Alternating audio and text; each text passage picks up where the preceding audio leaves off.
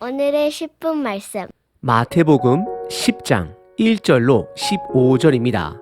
예수님께서는 바로 전장 9장 끝부분에서 추수할 것은 많되 일꾼이 적다라고 말씀을 하시며 제자들로 하여금 추수할 일꾼을 보내어달라 기도를 하게 하십니다.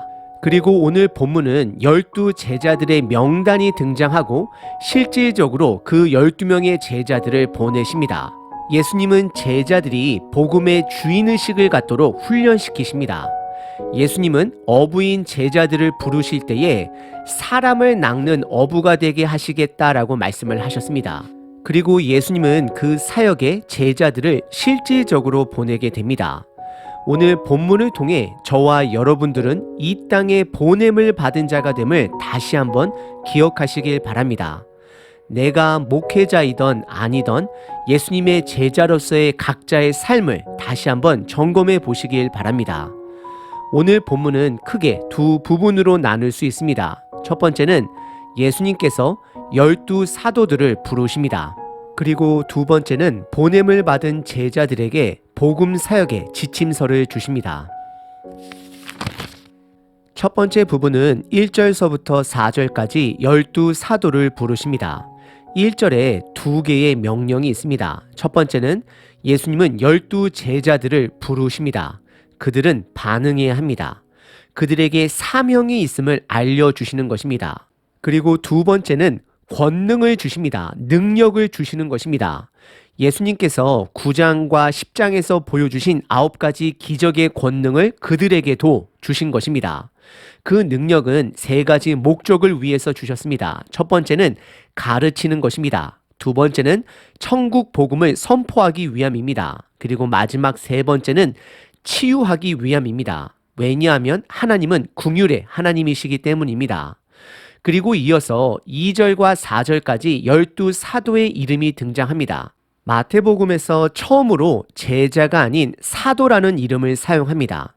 이 12 사도는 보냄을 받은 자라는 뜻으로서 제한된 12명이 아닙니다. 대표적 의미를 가진 사도 12명입니다. 예를 들어 구약에서 제사장은 이스라엘 전체 백성을 대표하는 자이고 12지파 중 레위 지파는 이스라엘 전체를 대표하는 지파가 되는 것처럼 12지파, 12 제자는 믿음의 공동체를 대표하는 자가 됨을 드러내십니다. 그래서 12에는 모든 시대 속에 하나님이 부르신 모든 제자들이 여기에 포함되어 있는 것을 기억하셔야 합니다. 그리고 마태복음은 이 12명들을 둘씩 짝을 지어 이름을 나열하고 있습니다. 이것은 구약에서 최소 증인의 숫자 2명을 상징합니다.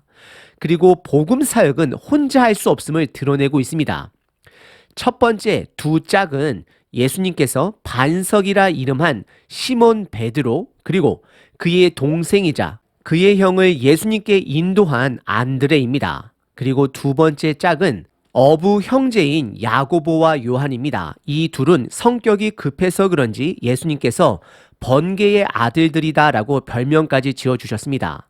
그리고 세 번째 두 짝은 친구 나다니엘을 예수님께로 인도한 빌립과 그의 짝꿍 바돌로메입니다. 참고로 바돌로메를 나다니엘로 추정을 합니다. 그리고 네 번째 두 짝은 의심 많은 도마와 세리 마테입니다. 그리고 다섯 번째 두 짝은 큰 야고보가 아닌 작은 야고보와 유다라 불리는 다데오입니다. 그리고 마지막 여섯 번째 짝은 열심당원인 시몬과 예수님을 판 가론 유다가 됩니다. 예수님이 부르신 제자들을 보게 되면 하나같이 세상에서 약한 자거나 소외된 자들입니다. 그 당시 경제적으로 어려움을 겪고 있었던 갈릴리의 어부들, 민족의 배신자 세금 징수원 마태, 반란군인 열심당 시몬, 그리고 예수님을 배신할 가론 유다 등 서로가 하나가 될 수 없는 다른 배경을 가진 제자들을 부르셨습니다. 사실 예수님께서 만난 자들 중에는 이 제자들보다 훨씬 뛰어난 자들이 많았습니다. 회당의 장을 담당하는 야이로, 아리마대 요셉, 이스라엘 최고 법의 그룹 중에 한 명인 니고데모도 있지만 예수님은 이들을 사도적 제자로 부르시지는 않으셨습니다. 개인적으로 이 12제자들의 조합을 보게 되면 지금 이 시대에 하나가 될 수 없는 우리 교회의 모습으로 비춰집니다. 제자들만 바라보게 되면 서로 하나 되기 힘들고 그들 속에서는 소망을 찾아볼 수 없습니다. 하지만 이것은 예수님의 의도적인 선택이십니다. 왜냐하면 그분의 권능을 드러내기 위해서입니다. 고린도전서 1장에 하나님은 세상에 미련한 것을 택하사 지혜 있는 자들을 부끄럽게 하시고 세상에 약한 것을 택하사 강한 것을 부끄럽게 하시기 위하신다라고 말씀하십니다. 결국 권능은 우리들에게 있는 것이 아니라 예수님 안에 있음을 드러냅니다. 더 나아가 목적은 우리들을 통해 우리들의 능력이 아닌 예수님의 권능, 영광을 드러내기 위해서입니다. 저와 여러분들은 두 가지를 받았습니다. 예수님의 부르심, 권능입니다. 그리고 그 목적은 그분의 영광을 드러내는 것입니다. 오늘 본문의 첫 번째 부분은 예수님께서 12사도들을 부르십니다. 두 번째 부분은 5절서부터 15절까지 제자들의 사역 지침서입니다. 예수님은 더 이상 제자들이 수동적인 자세가 아닌 청지기로 주인 정신을 갖고 복음을 전파하도록 하게 하십니다. 그들의 사역의 관점을 전환시키시는 것입니다. 우리들은 예수님의 복음 사역에 수동적인 자세가 아닌 주인 정신을 갖고 능동적으로 사역을 해야 합니다. 단, 질서는 반드시 있어야 합니다. 우선 5절과 6절에 사역 범위를 지정해 주십니다. 가지 말아야 할 곳은 이방인의 땅과 사마리아 땅에는 들어가지 말라 말씀하십니다. 하지만 제자들이 가야 할 곳은 이스라엘 집에 잃어버린 양에게로 가라 표현하십니다.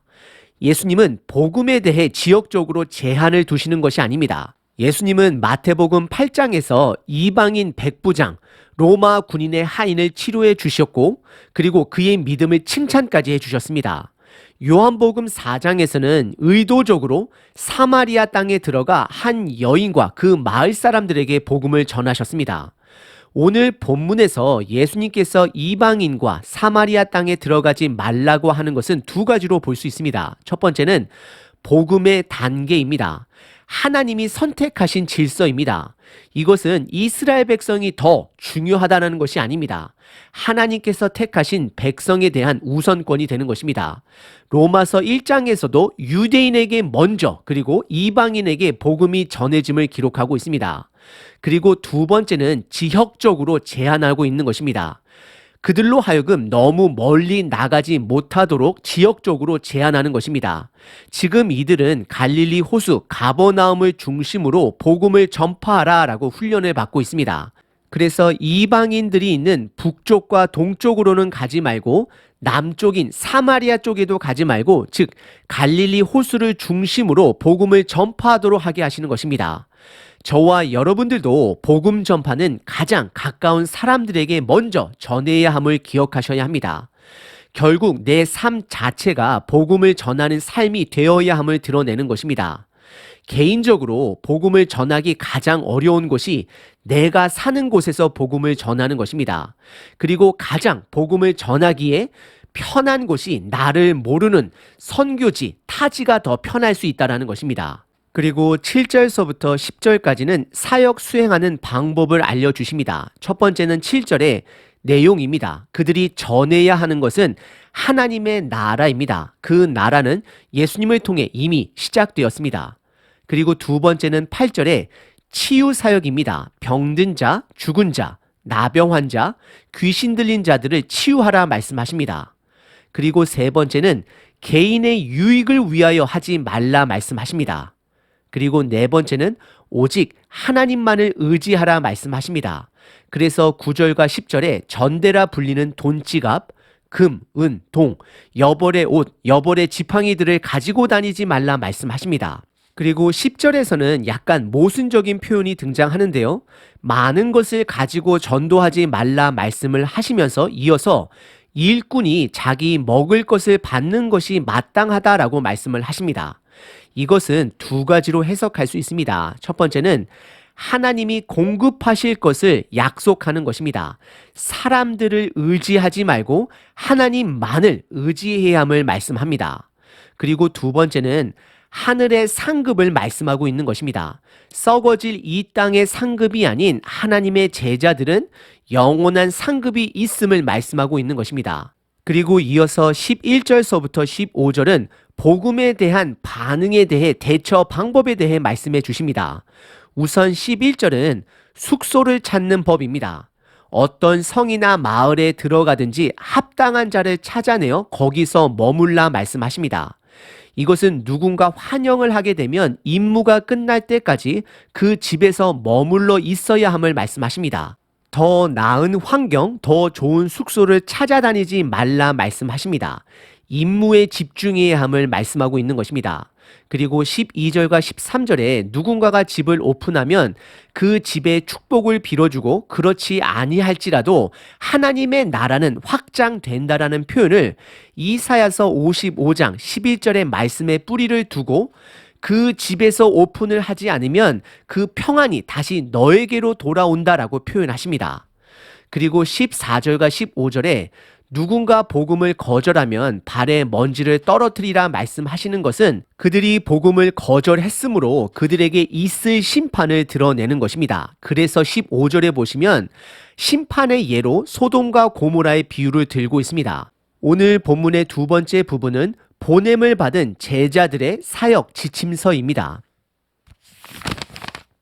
오늘 본문은 예수님께서 산에서 가르치신 산상수훈 그리고 산 아래에서 보여주신 권능들을 그들에게 주시며 그들로 하여금 직접 복음을 전파하게끔 명령하십니다. 그리고 구체적인 사역 방법 또한 알려주십니다. 오늘 본문을 우리 삶의 5가지로 적용해 볼 수 있습니다. 첫 번째는 예수님은 저와 여러분들 모두를 부르고 계십니다. 그리고 권능을 주셨습니다. 그 권능의 목적은 치유가 아닙니다. 하나님 나라의 선포를 위해 주신 것입니다. 그리고 두 번째, 예수님의 3가지 사역을 통해 그 사역이 우리 삶 안에 있는지, 교회에 있는지를 점검해 볼 수 있습니다. 첫 번째는 가르치는 것입니다. 여러분들은 제자를 만들고 계신가요? 그리고 두 번째는 복음 선포입니다. 주변 사람들이 복음을 받아들이던 안 받아들이던 그것은 우리의 영역이 아닙니다. 우리의 역할은 전파해야 하고 선포해야 합니다. 그리고 마지막 3번째는 치유입니다. 우리는 예수님의 마음으로 주변 사람들을 긍휼히 봄으로 함께 기도해야 합니다. 분명히 치유가 목적은 아닙니다. 하지만 성경은 치유를 위해 기도하라 라고 말씀을 하십니다. 우리는 예수님의 주신 권능을 믿고 치유를 위해 기도해야 합니다. 하지만 결과는 내가 아닌 하나님께 달려있음을 기억하셔야 합니다. 3번째, 예수님은 유대 땅에 먼저 복음을 전하라 명령하십니다. 우리는 가장 가까운 사람들에게 복음을 전할 수 있는 복음의 삶을 살아야 합니다. 4번째, 목회자들의 사례비 부분입니다. 목회자는 개인의 물질의 유익을 위해 사역해서는 안 됩니다. 교회에서 사례비가 안 나올지라도 최선을 다해 그 공동체를 섬기려 하는 자세를 가져야 합니다. 그리고 동시에 목회자는 집안의 가장으로서 세상 일을 해서라도 반드시 가정을 물질적으로 돌볼 책임이 있습니다. 그리고 교회는 사역자의 능력에 따라 사례비를 측정하는 것이 아니라 그 사역자가 복음의 사역을 그 지역에서 감당할 수 있도록 지원하는 자세가 있어야 합니다. 하지만 불건강한 목회자는 더 나은 조건을 찾아다닐 것이고 불건강한 교회는 목회자를 건전지로 바라보며 수명을 다하면 다른 건전지를 찾을 것입니다. 교회의 공동체도 목회자도 보다 큰 그림을 보고 하나님의 나라를 보고 달려가야 합니다. 마지막 5번째는 반대를 예상해야 합니다. 복음 사역에는 반드시 반대가 있고 핍박이 있습니다. 그래서 전적으로 하나님만을 의지하며 청지기로서 복음 사역을 개인이, 목회자가, 교회가 감당해야 합니다. 오늘 하루 예수님의 부르심에 반응하시는 저와 여러분 되시길 바랍니다. 하나님, 오늘 하루 하나님 나라의 사명 있는 자로 살아가도록 하겠습니다. 아멘.